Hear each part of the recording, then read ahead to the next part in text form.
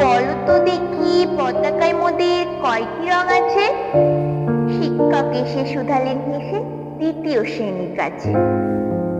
একসাথে মিলে সব ছেলে বলে চিৎকার করে জোরে, তিনটি বর্ণ রয়েছে রাঙানো জাতীয় পতাকা জুড়ে। শ্রেণীর পিছনে বেঞ্চের কোণে শিশু ছিল এক বসে। পতাকার মাঝে 5 রং আছে, বলল সে মৃদু ভাষে। কথা তার শুনে বাকি শিশু বলে এসে খায় লুটোপুটি।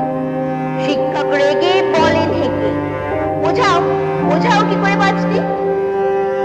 মাথা নিচু করে ভয়ার্থ স্বরে সরল শিশুটি বলে, উপরে গেরুয়া, মাঝখানে সাদা, সবুজ আছে তার তলে, আর আছে আঁকা গোলাকার চাকা, রং আছে এতে।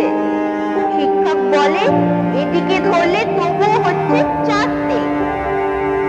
অবধ শিশুটি বলল তখন, রং আছে আর এক, লাল লাল ছোপ দাগ দেখা যায় ওই পতাকার মাঝে।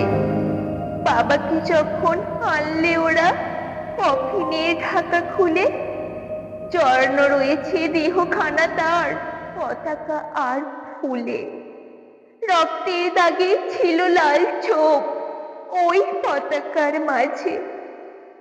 এই নিয়ে মোট হলো 5টি, এবার তো ঠিক আছে। সরল শিশুটির জবাবখানি কাঁপিয়ে দিল বুক, অশ্রু এলো নয়ন ভরে, শুকনো হলো মুখ।